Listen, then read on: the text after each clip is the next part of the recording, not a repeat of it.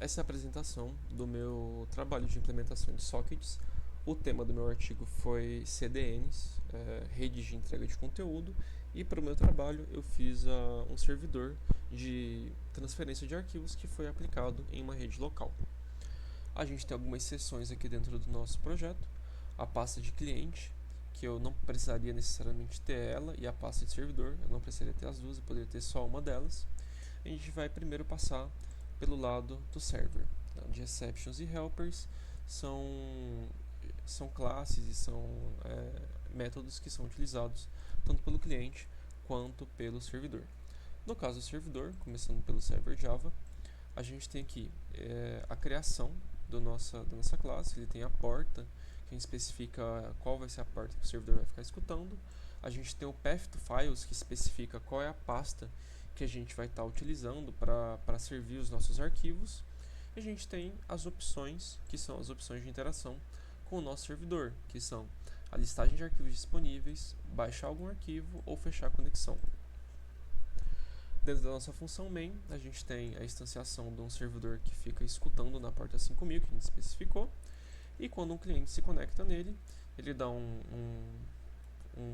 print no nosso terminal, só especificando qual que é o IP e qual que é a porta do cliente que acabou de se conectar, e ele instancia um novo client handler, que é uma thread, para responder a esse cliente. Também algumas opções de envio de menu e envio de opções, só para caso seja necessário essa informação dentro do nosso client handler, por exemplo. Aqui no nosso client handler, a gente tem a instanciação dele em cima do socket. Ele vai trabalhar com o socket em si, o controller e um buffer de entrada.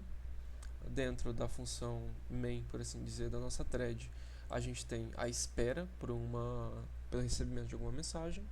Ele dá um print na mensagem só por motivo de login, e aí o controller vai lidar com essa resposta que foi recebida. Dentro do nosso controller, ele vai trabalhar só com o multiplexador, ele só encaminha a nossa resposta para algum dos comportamentos do service. O service é instanciado também em cima do socket. A gente vai estar passando pelo service daqui a pouco. E o nosso controller serve basicamente só para, a partir da resposta que ele recebeu, que comportamento ele deveria ter. Por exemplo, se eu recebi uma mensagem que contém opção, então eu vou passar para a função de handle option, que encaminha para cada uma das funções que estão disponíveis no meu service. Se for um file index, ele já encaminha direto para a função send file path, e se for conter o file path na mensagem que ele recebeu, ele já manda direto para a função service send file. E se por algum motivo a requisição não atender nenhum desses, ela não for vazia, por isso se has-length more que 0, ele envia um status de inválido a partir do service também. Nesse caso da handle option, de acordo com as opções que a gente definiu, se for -1, se não for -1, na verdade, e a opção não corresponder a nenhuma das opções que a gente tem disponível, ele encaminha também para a função de enviar inválido. Se for -1, ele envia o menu. Se for 0, ele encerra a conexão. Se for 1, ele envia a lista de arquivos disponíveis. E se for 2, ele envia o index de algum arquivo. Agora, dentro do nosso service, tá as funções realmente na prática do que a gente vai estar utilizando. Nesse caso aqui, a gente tem a instanciação só do nosso serviço a partir do socket. E a gente também tem um printer out, um print writer out para envio dessas informações para o nosso cliente. A gente tem a função close, que basicamente envia a resposta de encerramento de socket e fecha. A gente tem um send invalid, que é para caso a opção não seja válida. A gente tem um send response, que é um método padrão só para envio de respostas para qualquer caso, ele é utilizado pelos outros métodos aqui dentro. A gente tem um send menu, que envia todas as opções disponíveis. A gente tem o send files list, que é para listagem de todos os arquivos que a gente tem disponível. A gente tem um get file index, que ele envia todos os arquivos que a gente tem disponível e aguarda um file index, um índice de escolha do usuário. A gente também tem esse send file path. Para cada um do índice que o cliente pode ter escolhido, a gente vai enviar o caminho na íntegra para ele. E esse caminho, quando recebido pelo cliente, ele pode estar chamando o send file, que vai estar esperando o caminho de algum arquivo daqui da nossa pasta files que ele queira baixar. E a partir desse caminho ele faz a instanciação de um arquivo, ele escreve um data output string e faz o envio para o lado do nosso cliente. Depois que ele finaliza, ele dá um close e printa que o envio foi bem sucedido, ou ele joga uma exceção e avisa que aconteceu algum erro que o servidor tem que lidar, e depois ele fecha a conexão. Do lado do cliente a gente não tem nada muito diferente do que a gente já viu. Eu escrevo qual a IP do servidor que eu quero me conectar, a porta ao qual o servidor deve estar rodando do outro lado e o path para a pasta onde eu vou guardar os arquivos recebidos. Dentro da main eu tenho uma thread que lida com o servidor, e dentro dessa thread, isso aqui são só os getters dos atributos, nada muito interessante. Desse lado aqui do server handler a gente tem a comunicação com o nosso servidor lidada por essa thread. A gente tem a instanciação do socket, um buffer de entrada e o controller. Aqui também nada muito longe do que está do outro lado. Ele printa as respostas vindas. Caso acabou já de printar, ele lida com a resposta. O controller dele, dentro do controller do cliente, a gente tem, de acordo com a resposta, ele vai ter um comportamento diferente, mas também todas as chamadas de função do service. A gente tem um send file index, a gente tem um send option e receive file, que esse receive file, sim, na prática é para fazer o download de um arquivo, para receber um arquivo que o servidor está enviando. E aqui dentro do nosso service a gente tem realmente o que é mais interessante. A gente tem uma função close também, só para encerramento de socket. A gente tem um send response, que é um método padrão que é utilizado pelos outros. A gente tem um send option, que é um método específico para a gente enviar uma opção de interação, que pode ser 0, 1 ou 2, que é para encerramento, listagem, baixar algum arquivo. A gente tem um send file index, que é para especificar qual dos indexes eu estou interessado em fazer o download.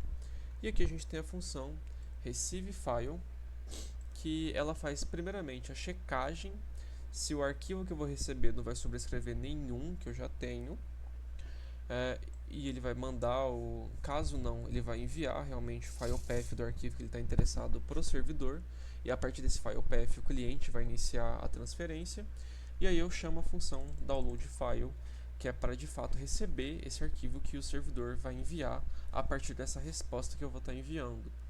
Esse download file aqui, a gente tem um data input string e um file output string, só para a gente receber os dados e fazer um output dele como arquivo. Ele vai estar recebendo, a partir desse data input, ele vai estar recebendo os bytes e vai estar passando para o file output string fazer a escrita de um arquivo a partir dele.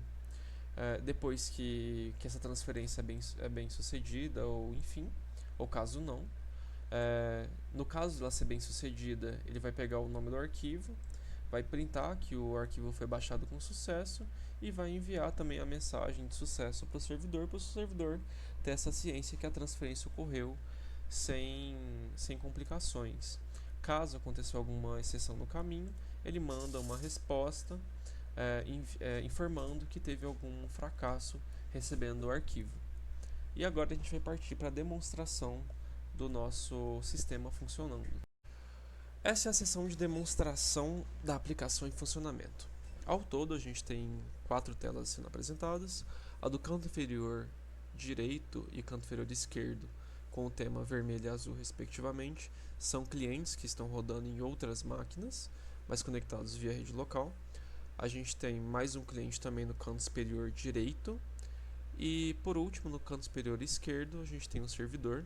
Essas duas máquinas que estão na seção superior da tela, elas são a mesma máquina. O tema é para expressar esse compartilhamento entre os dois.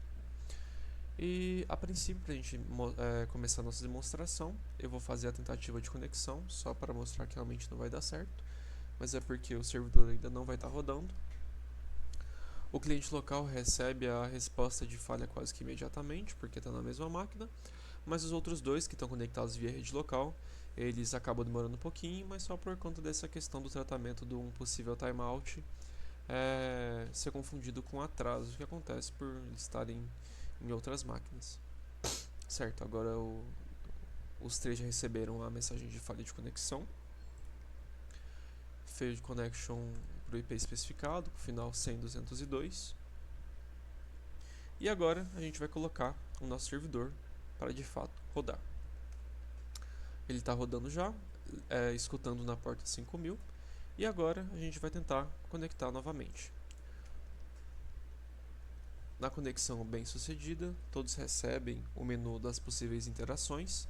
Ao todo são 3 possíveis opções por enquanto. A opção de fechar a conexão, a opção de listar os arquivos disponíveis para download e a opção de efetivamente baixar algum dos arquivos.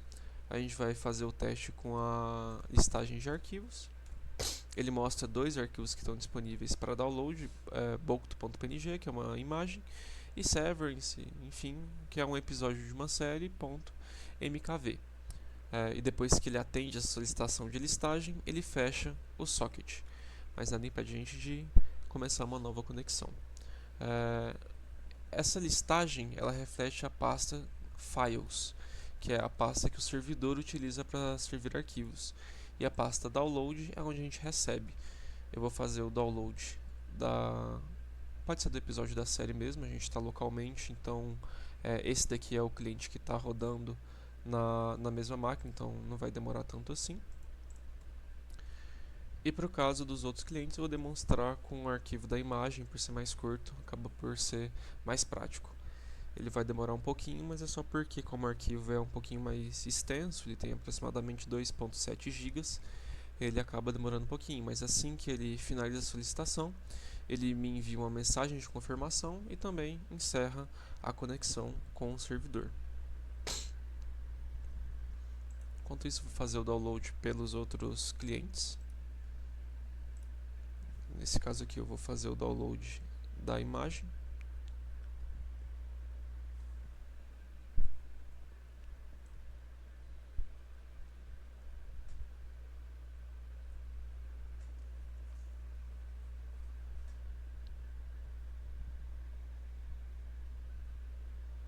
Pronto, consegui fazer com sucesso a transferência. A imagem já está sendo apresentada aqui. E agora para o outro cliente, mesma coisa. Vou fazer o teste de download da imagem.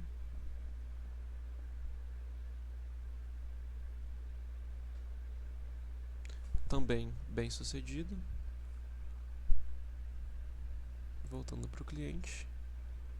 Ele ainda está baixando, então ele consegue lidar com essa transferência simultânea de 3 clientes fazendo solicitações de download ao mesmo tempo, sem problema.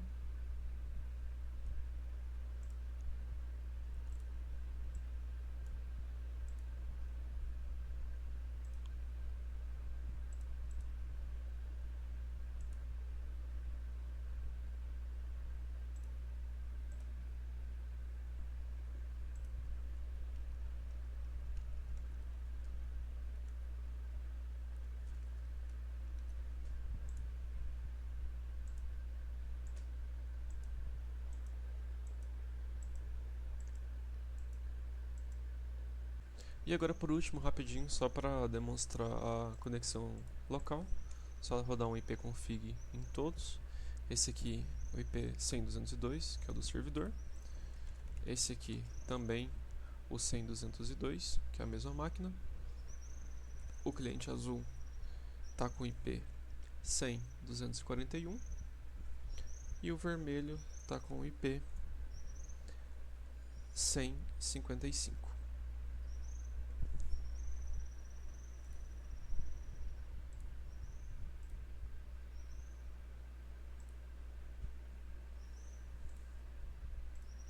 E com isso a gente encerra a demonstração.